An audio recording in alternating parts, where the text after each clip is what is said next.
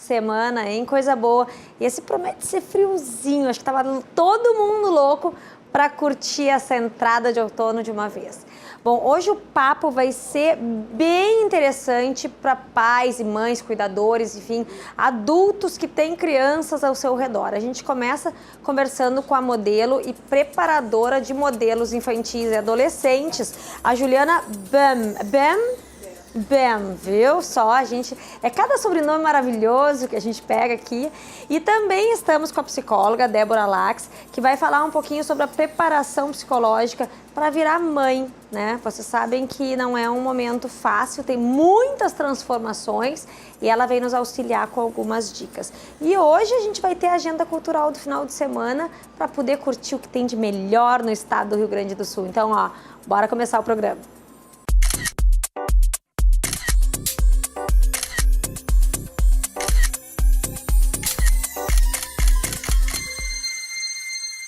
Então, gurias, muito obrigada pela presença de vocês aqui hoje.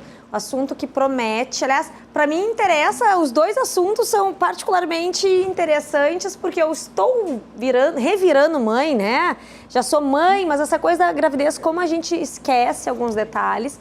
E essa coisa também de botar a criança na frente das câmeras e a desenvoltura dela. A Juliana vai nos dar algumas dicas e falar um pouco sobre esse histórico. Eu queria saber se tu treina patos também para serem modelos. Não, a gente pode tentar, né? Tá, porque eu vi que o seu Noval já tá todo assanhado aqui querendo, ele tem essa coisa da fama, entendeu? Ele quer. Mas tudo bem, por enquanto isso vai ser pauta para outro dia. Juliana, então, tu é modelo, né? Já há quanto tempo que tu tá na carreira? Olha, na verdade eu comecei muito nova. Eu acho que eu tinha uns 5 anos. Fui incentivada pelos meus pais, mas sim, importante. Eles me questionavam sempre, é realmente isso que tu quer? E desde sempre eu falei que sim, e eu tive o apoio deles, mas depois eu dei uma parada, até porque a gente é cobrada para estudar bastante, principalmente vindo do interior. Eu sou natural de Venâncio Aires e é distante de Porto Alegre, então também tinha isso como obstáculo. Então, eu comecei nova, dei uma parada e depois, com os meus 14 anos, eu retomei a carreira de modelo. Eu achei que tu ia dizer bem mais além, né? Com 14 anos, imagina, adolescente no início da adolescência, ainda bem dizer. Como é que tu fazia?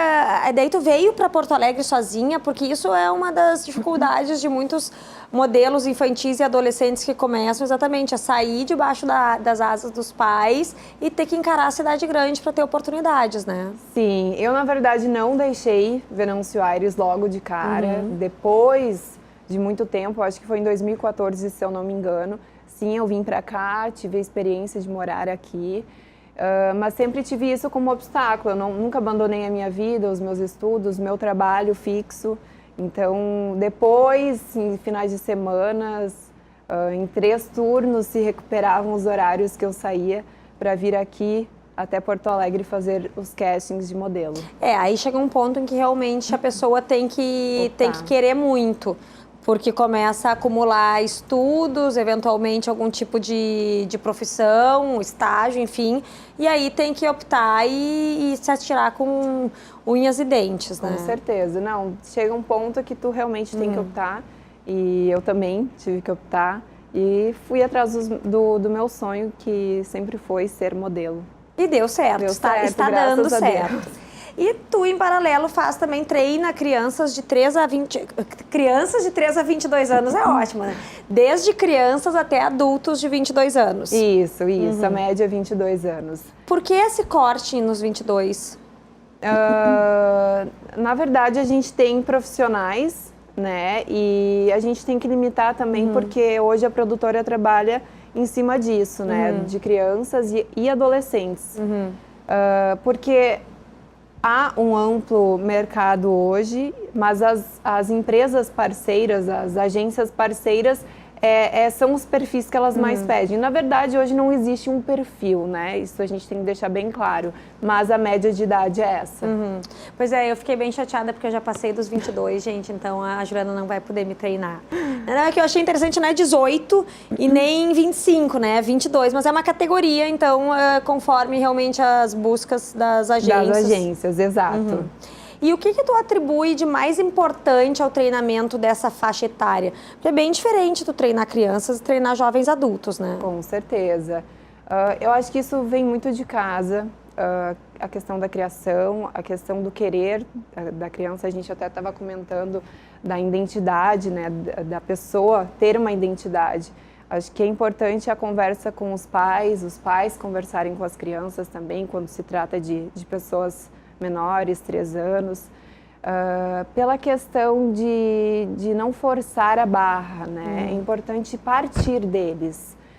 E então, dessa forma, também eles vão absorver muito mais, porque durante a semana do work, durante a semana de aula, se prepara isso, desinibição, felicidade principalmente, eles precisam estar felizes com o que eles estão fazendo. Tem que ser uma curtição, tem que ser também lúdico, né? Exato. É durante uma semana que acontece o treinamento para o qual tu é contratada para fazer isto, para instruir. Isso. Eu sou instrutora em uma produtora aqui de Porto Alegre e durante uma semana, então, acontece essa preparação onde entram várias outras matérias, além de passarela, entra teatro, automake, fotogenia, nutrição, que é muito importante também, né? Até para as crianças entenderem o que é certo, o que é errado.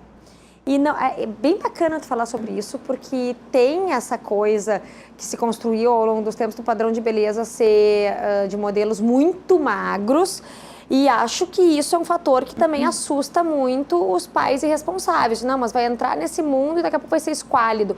Hoje em dia não é bem assim, né? Não. Até porque, como eu falei, reforçando, hoje não existe um perfil, né? Hoje as empresas trabalham com vários perfis. Então, essa questão, tem que ser magro, tem que ser super magro, não tem mais isso. E justamente por isso a gente achou importante ter uma nutricionista conosco para explicar, porque logo quando a criança entra no mundo da moda, né, no mundo da passarela, entra um desespero. Então, entra compulsão alimentar, nervosismo, né, sistema nervoso, e tem que sim ter um profissional ali do lado, auxiliando cada um deles. Os pais participam desse treinamento ou ele é exclusivo para as crianças? Exclusivo para as crianças, mas no dia de nutrição é sim feito um horário com uma palestra.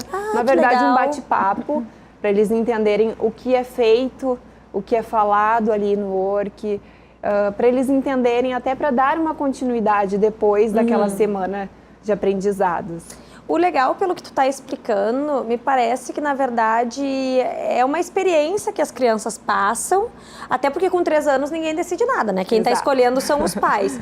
E aí elas vivem ali, aprendem algumas coisas diferentes, algumas vão gostar, outras não vão gostar, mas com certeza elas aprendem, né? Elas saem com algo, não é só vai lá tirar foto e desfilar com obrigações, assim, é isso? Isso. O que eu levo comigo como profissional, como instrutora de modelos e para a vida. Eu não quero só que a criança aprenda algo para aquela profissão modelo, e sim para que elas carreguem aquilo para o resto da vida, que eu acho super importante. Então, a gente está lá ensinando tudo que vai vir pela frente. Por exemplo, eu já tive alunos entrando em contato comigo, prof, hoje eu me sinto super confiante para apresentar um trabalho de escola. Então, usou sim o que foi passado no work, às vezes eles realmente não dão seguimento à carreira de modelo, mas o importante é o profissional se dedicar de tal forma para que eles levem para a vida. Olha aí, bom, na verdade, até eu já estou pensando em fazer isso, porque só para ter essa postura, essa calma da Juliana, que já foi Miss, inclusive, né? Já tá valendo a pena esse curso, porque a gente vê, se tu conseguir levar essa postura para a vida, já tá valendo. Aí na aula de desinibição, muita gente tem certeza que é válido para muitas pessoas mesmo. Agora, Juliana, tu percebe das crianças que chegam lá, elas são captadas pela produtora, são chamadas ou elas aparecem voluntariamente, os pais que trazem, claro, os pais que levam, né? Mas para realmente viver essa experiência e, quem sabe, alcançar um lugar ao sol. Qual é a forma mais comum de chegarem na produtora? Nós temos os scouters, né? E fora isso, muita gente entra em contato através do site, através das redes sociais, que hoje as mídias sociais estão super em alta, né? Então a gente recebe todas as mensagens, mas nós temos os profissionais, né, os olheiros, mais falado, né, uma forma mais clara de ser falado, que hoje são chamados de scouters. É o nome fino dos olheiros.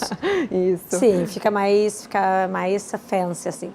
Bom, e das crianças que chegam lá, vocês costumam ver alguma dificuldade em elas quererem permanecer? Porque, como a gente estava falando, algumas vão, não sabem o que estão fazendo lá, enfim. E tem gente que tem pânico de câmera, que não gosta, né? A própria Débora estava comentando que o filho dela não curte muito. O filho que tá com 2 anos, né? 2,5, já tem as preferências. Como é que vocês lidam com isso? Eu acho super importante a criança tentar, né? Eu acho que todo pai quer que a criança trabalhe mais desinibição, mas sim, a gente percebe que tem pais que sonham mais que a criança, né? Então a gente tem que conversar sempre com os 3, pai, mãe e filho, que eu acho importante também a conversa, mas existe situações assim, mas graças a Deus 99% dos meus alunos estão lá porque realmente querem, alguns manhosos pelo ambiente ser diferente, né? Você tem filho, vai ter outro. Sim, é criança. Né? Você também é criança, então eles travam um pouquinho no início, mas a gente conversa, a gente acolhe, os pais também ficam um tempinho conosco lá até a criança se acalmar. Isso em qualquer área, a gente vê também muito, o meu filho quer jogar futebol e aí a gente fica falando, jogar futebol, quando tu vê, tu tá criando uma expectativa em cima daquilo e os pais têm, naturalmente, por ter um excesso de amor, tem muita expectativa, né? É a minha mãe que costuma falar, a gente sente o nervoso em dobro, a gente sente a dor em dobro, a gente sonha em dobro.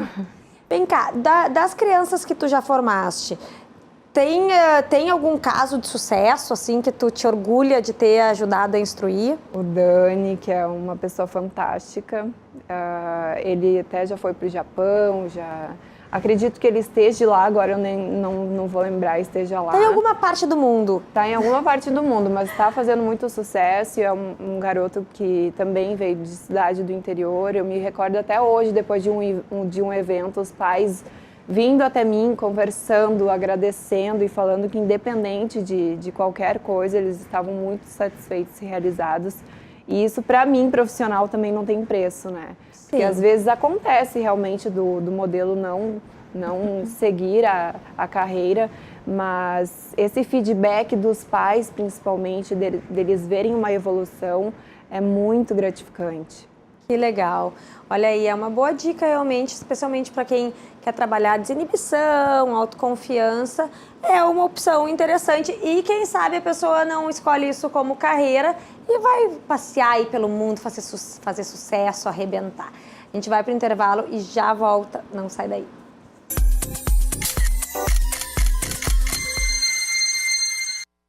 Já de volta e agora é a hora do nosso Diário da Gestação.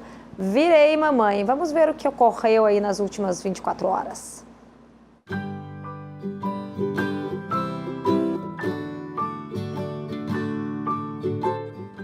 Ei, gente, então agora, apesar de eu estar sentindo o R já desde as 18 semanas, então já faz 1 mês e meio, agora dá pra vê-lo.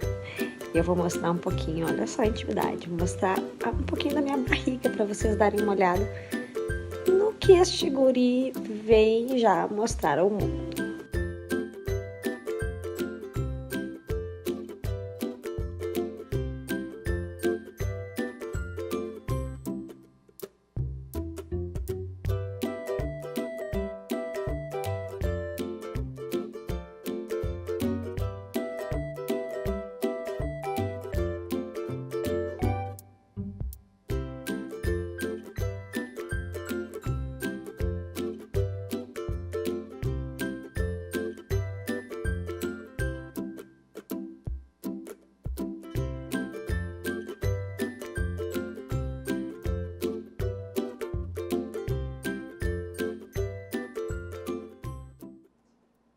Gente, quem já teve um serzinho na barriga sabe a doideira que é isso. Parece uma coisa meio alienígena, na verdade, né?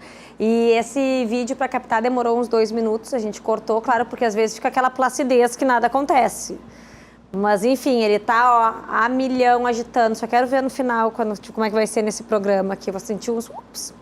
Bom, falando em gravidez, em maternidade, a gente tem aqui hoje uma psicóloga, Débora Lax, que vai entrar nesse assunto e trazer alguns dilemas e questões que são bem próprias da pessoa que está se preparando para essa fase, Débora. É uma fase super sensível, né? E importante. E é um turbilhão, né? Ali tu deve estar sentindo isso, né? Eu até escrevi um artigo recentemente para a coluna que eu tenho participado do Moms and Babies sobre gestação, falando do quanto a gestante, no decorrer da gestação, tem muitos momentos que parece que está meio fora do ar e que está muitas vezes com a cabeça na barriga, né? Se preocupando com o bebê, pensando como é que ele vai ser, né? Criando seu bebê imaginário, que a gente chama, né? E isso demanda muita energia da mulher nesse período, porque, enfim, o bebê, a personalidade que a criança vai ter no futuro, né, vai constituir, a criança não nasce com uma personalidade, ela nasce com um temperamento. E o ambiente vai contribuindo para se constituir a personalidade. Mas na gestação, todo o imaginário da mãe vai auxiliando nessa criação, né? A criança tem essa questão assim da expectativa, né? A Juliana estava falando até dos pais que têm expectativa que as crianças sejam um modelo, enfim, né? Muitas coisas que os pais desejam, as crianças ouvem, né? Desde muito pequenininhas. Então, o quanto isso demanda mesmo da mulher. Sim, na verdade, tu te torna quando tu para pensar que tu te torna uma máquina de fazer um ser humano, é uma coisa bem bizarra, né? E mágica, né? E mágica também, é quase sobrenatural. Agora, tu falaste nessa parte dos pensamentos e emoções. Isso impacta na criança, dentro do ventre ainda? Na formação da personalidade, como estava dizendo? Tem estudos que mostram que sim, assim, e que, por exemplo, a partir do momento da gestação, o bebê já ouve, e já tem vários artigos publicados, assim, de estudo de ultrassonografia, que a mãe fala com o bebê e o bebê se movimenta conforme, dando algumas respostas, né? Mas ao mesmo tempo, assim, pegando um gancho nisso que tu está me perguntando, é importante também ressaltar, por exemplo, algumas gestantes têm medo de ter raiva, de sentir tristeza, né? Às vezes as pessoas, a pessoa está grávida, não, mas tem que estar sempre feliz, né?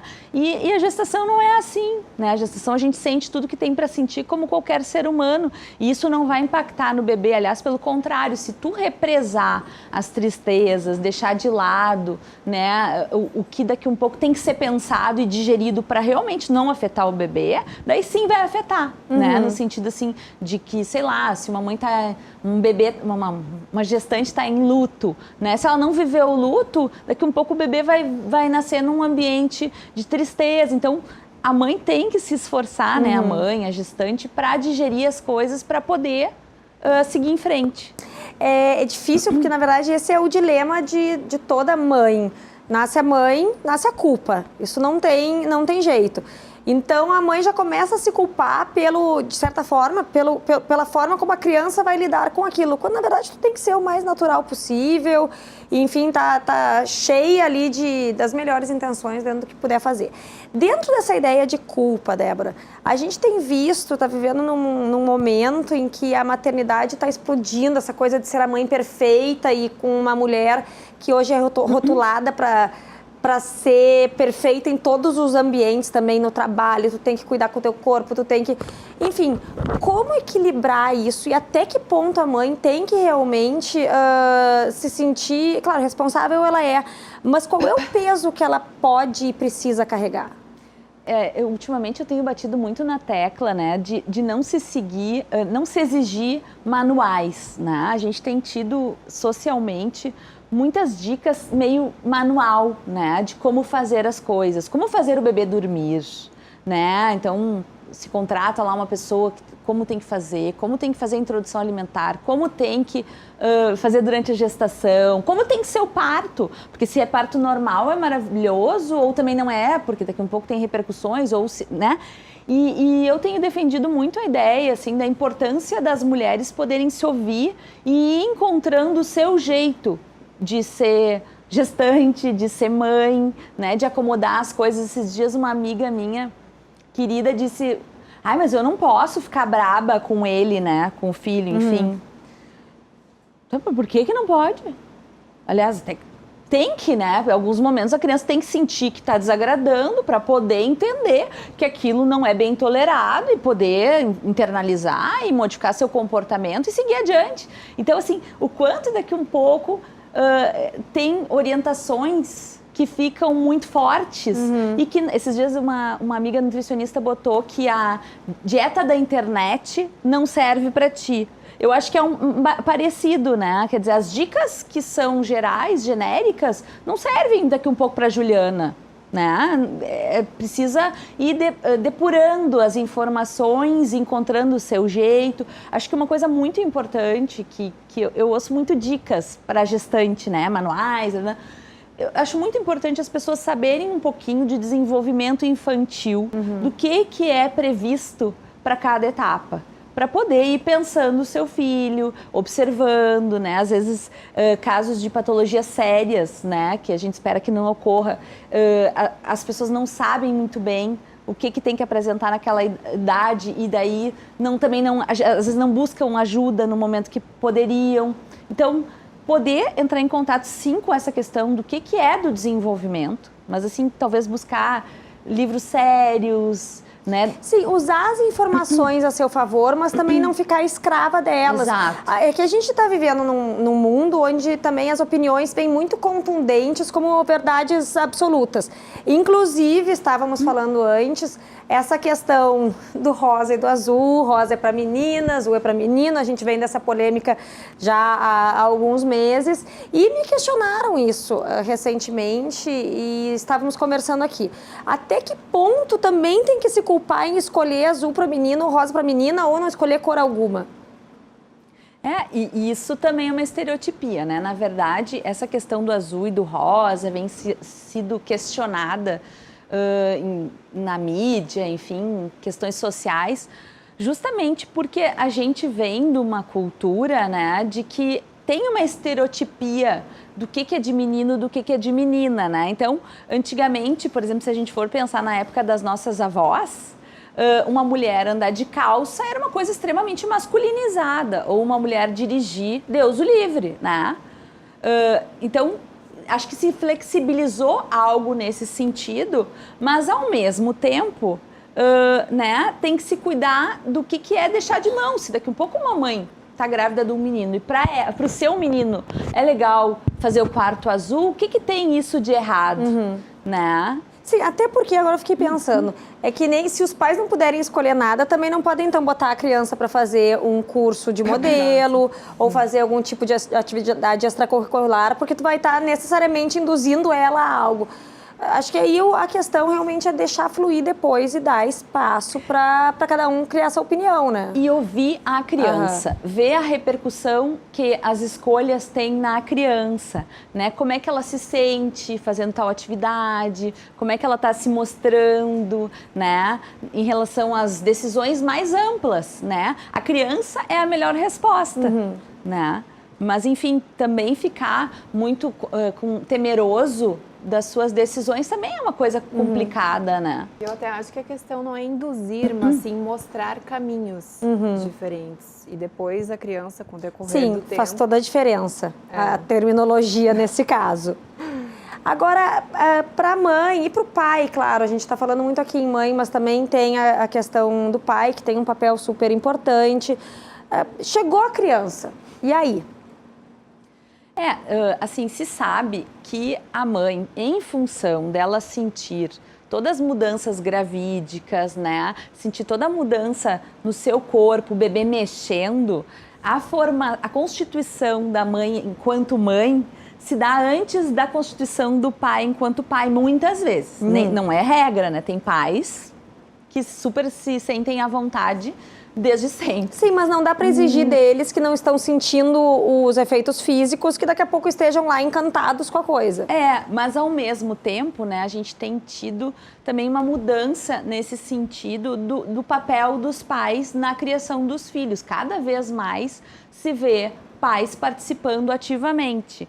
E aí eu faço uma ressalva também da importância da mãe abrir espaço para o pai entrar na dupla.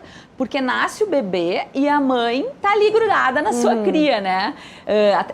Até tem um termo lá de um psicanalista britânico chamado Winnicott, né? Atenção materna primária, é materna.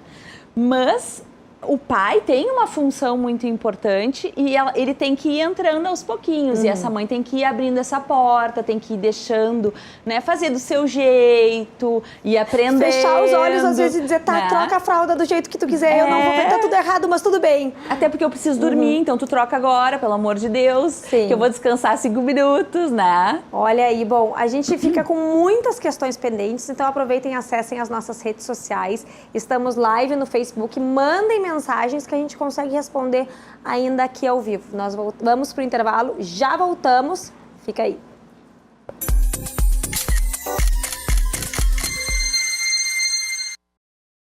E hoje é dia de Virou o Mundo e nós vamos dar uma voltinha pelo Chile. Confere o que rolou por lá.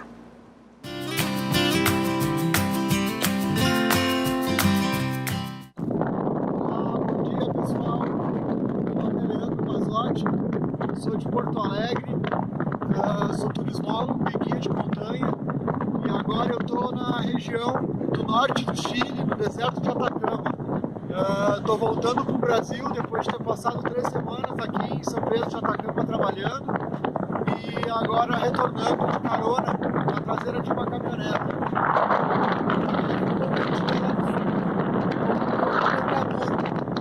É a montanha mais alta que tem por aqui na região.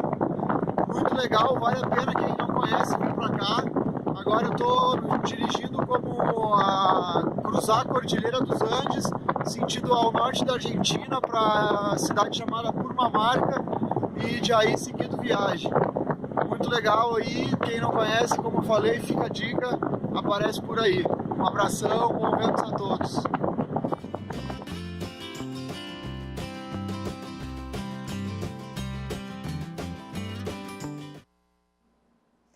Então, vamos voltar aqui para o sofá, porque nós temos um assunto que bombou essa semana, ninguém aguenta mais entre os pais e mães, mas é super válido falar, porque traz outras questões embutidas, que foi o raio da Momo, aquele, né, que apavorou todo mundo, gerou uma série de questões. Eu, particularmente, para mim foi bom, porque me abriu uma oportunidade de falar com meu filho sobre isso e sobre alguns assuntos que circundam esse tipo de situação. Tu, como psicóloga, Débora, como é que o que tu acha que os pais devem fazer e o que isso traz de dilemas mesmo para a maternidade, para a paternidade, enfim, para os responsáveis de uma criança? Eu até andei escrevendo sobre isso essa semana no meu Instagram, porque eu acho que nem se sabe se a Momo existe, né? Na verdade, ficou um dilema se é uma fake news, se não é. Mas eu acho que isso abre uma discussão, né, do como deixar a internet entrar na vida das crianças, principalmente, né, porque o Thomas é um pouquinho maior, mas as crianças estão usando o iPad desde 2, 3 anos, inclusive tem questões, enfim, a Academia Norte-Americana de Pediatria questiona o uso de telas antes dos 2 anos e tal. Mas a Momo traz, né, um perigo que antes tinha a história da pedofilia, enfim, do como que se deve cuidar o uso, né, de telas pelas crianças, como monitorar os programas que vêm, né, os jogos. Eu acho que nos atenta para a dependência das crianças de monitoramento constante, né, e de abrir o olho realmente, porque não tem como fingir que uma criança de 4 anos tem condições de ver o que é adequado ou não. Né? Às vezes meu filho, as poucas vezes que eu deixei ele mexer no YouTube, porque ele é pequenininho, ele começa a clicar em 1000 vídeos. Sim, assim, porque uma coisa vai chamando a outra. E que são vídeos daqui um pouco que não tem nada de legal para o desenvolvimento dele e que causam quase uma adição, assim. A criatura fica fixada, né? Como se não pode piscar. muito diferente dos outros vídeos, assim, que são para criança, né? E, enfim, eu acho que nos atenta para um cuidado que tem que se ter para o que está sendo visto. E de conversar também, né? É claro que eu acho que aí varia um pouco da idade que a criança tem e da possibilidade de compreensão do que tu está falando.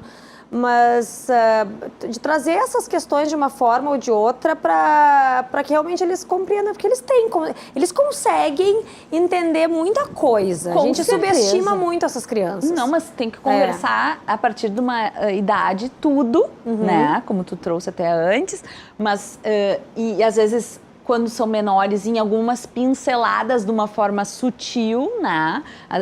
Tem até a história dos abusos infantis, né? Tem vídeos e tal.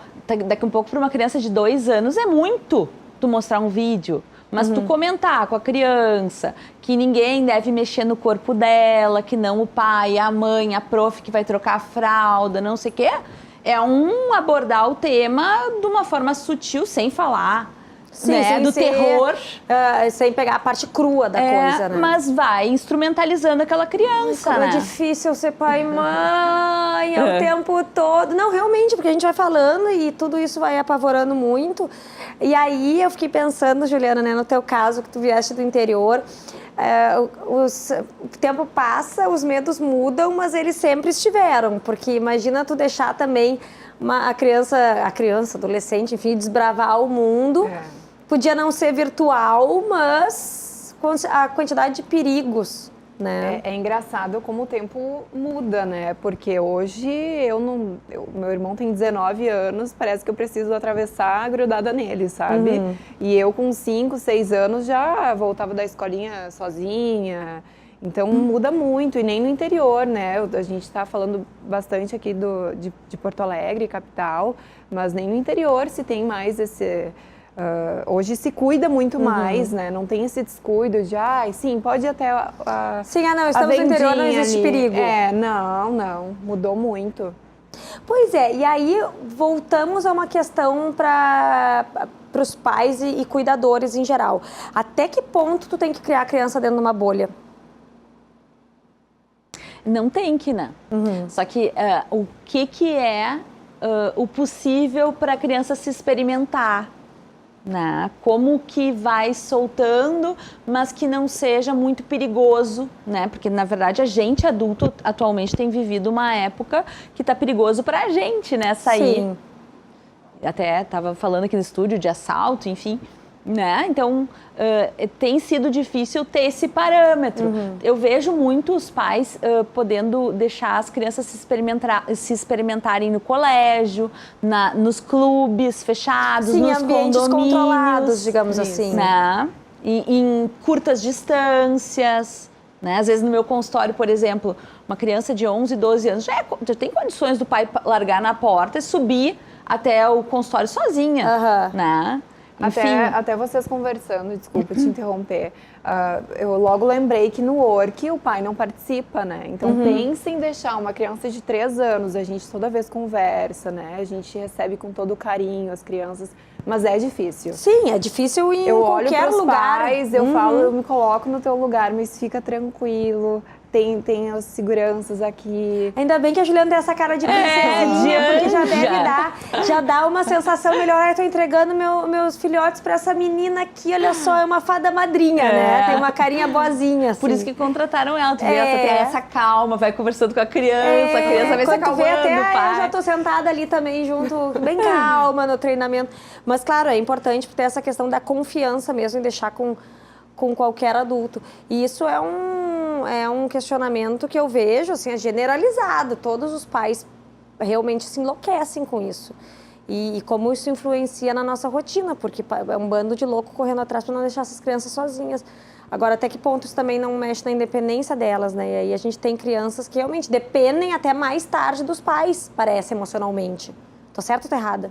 Tá certa. E às vezes o excesso de dependência, né, e o excesso de zelo numa etapa que a criança já pode ter pequenas experiências comedidas de independência, né, uma pseudo-independência, mas alguma independência, faz com que a criança também não desenvolva a sua capacidade de se orientar, de poder se defender, Isso está dentro de se daquilo comunicar. que tu falaste antes de ter uma noção assim, cronograma, digamos, de crescimento infantil e até que ponto a gente... esse momento até os 7 anos dá para já lidar com isso, com aquilo. Tem alguns parâmetros que a gente pode seguir. Esses dias eu recebi uma tabelinha que dizia, inclusive, falava sobre algumas formas de ajudar em casa. Eu acho muito legal essa tabelinha. Acho que é uma tabelinha meio de orientações Montessori. Não, que tem não sei, pode ser. O que fazer a cada idade, assim. Mas eu acho muito válido, porque dá uma noção, né, do que dá para exigir a cada etapa. Né? E não deixar a criança também... Porque na medida que tu não exige nada, a criança também não se desenvolve, né? Tu abafa. Eu tô bem louca lá em casa, porque agora que vem outro, acho que eu caí na real, que eu preciso realmente que as pessoas funcionem, independente de mim.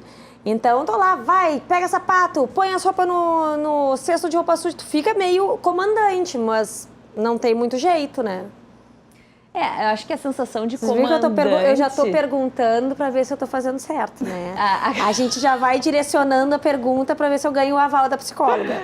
A questão do comandante, eu acho que tem muito essa sensação na medida que a gente vai dando limites, né? O quanto daqui um pouco a educação exige também esse parâmetro de comando, às vezes. Não é muito agradável, né, essa sensação de ser tipo um sargento. Não, às vezes é um saco, mas eu prefiro isso do que viver numa casa que tem, Deus me livre, cueca pela cara, assim, no chão, entendeu? Eu acho um absurdo isso. Chega a ficar inflamada. Nas mais variadas etapas, né?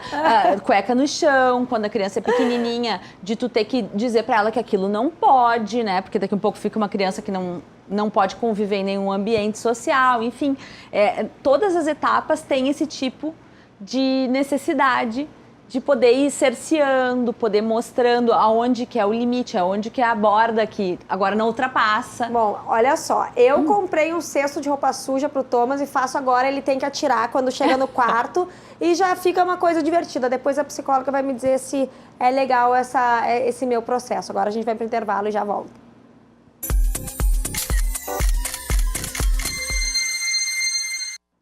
E agora é a hora do nosso Drops de Moda com uma figura de quem eu sou super fã e que é o objeto central de uma peça que vai estar aí em Porto Alegre esse final de semana. Iris Apfel.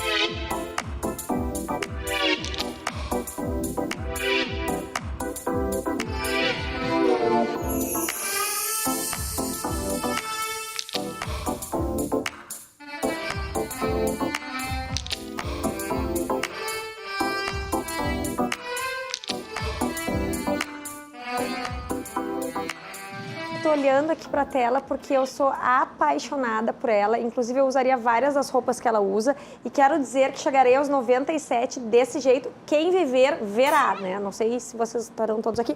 Mas, enfim, eu vou chegar nos 97 e vou chegar vestida de neon, com plumas e paetês, que ela é demais. Eu fico completamente inspirada. Agora eu estava olhando para essas fotos dela e pensando, e aí entra essa questão de como a gente está hoje em dia também se abrindo um pouco mais para achar cada um o seu estilo, isso tanto na moda quanto em vários outros setores. Talvez na maternidade isso tenha também que ser implementado, né? Não dá tantos ouvidos ao que os outros julgam que é o correto para nós, é como tu falaste, e achar o seu jeitinho. E poder achar o seu jeitinho e ser feliz, né? Porque também, né, nesses ditames, assim, me lembrei agora da história da amamentação, né? Que muitas vezes, né? Tem que amamentar até não sei qual mês. Por que tem que? Né? Então, achar o seu jeito... Claro, por favor, as nutricionistas não podem me matar. Eu sei da importância da amamentação, do leite materno, enfim. Mas, assim... A amamentação também é um ato de relação com o bebê. E se uma mãe não está confortável, né, e daqui um pouco tá mal ali, o quanto isso não vai estar nutrindo o bebê. Eu né? acho importante destacar, eu tenho certeza que foi isso que tu quis falar, porque tem mães, por exemplo, que daí começa a sangrar o bico do seio, começa a ter muita dificuldade, tem que complementar. Só que elas passam a se culpar porque acabam achando que é obrigação. Só que é obrigação na verdade, condições perfeitas de temperatura e pressão, né? E tem mães que não têm leite, tem mães que daqui um pouco não se sentem à vontade, né? Vai saber. A gente está sempre querendo fazer o melhor para os nossos filhos. Tu deve ver muito isso lá, né, Juliana? Sim, com certeza. Como é que é lidar com... A gente falou, mas como é que é lidar com as expectativas dos pais? Tu tem que controlar os pais, às vezes, em algum momento? Na verdade, desde o primeiro contato lá na produtora mesmo, é enfatizado muitas coisas importantes, né? Até, como eu disse, é importante frisar que é uma aula para a vida. Então, independente de receber um sim ou receber um não, a vida continua, né? Eu dou sempre o meu exemplo, porque eu recebi muitos nãos, né? E eu deixo isso frisado para os meus alunos também. Se escutem mais, esqueçam os outros, porque senão a gente se trava. Quando a gente pensa demais no outro, a gente acaba não fazendo. Não dá para ficar se comparando muito o tempo todo. E com certeza, se eu tivesse escutado né? muitas outras pessoas e não escutasse o meu coração, eu não estaria onde eu estou hoje. Acho um absurdo esses nãos, porque linda desse jeito, não sei como é que pode, né? Bom, a gente tem a agenda cultural do final de semana com o melhor do que vai rolar por aí. Confira!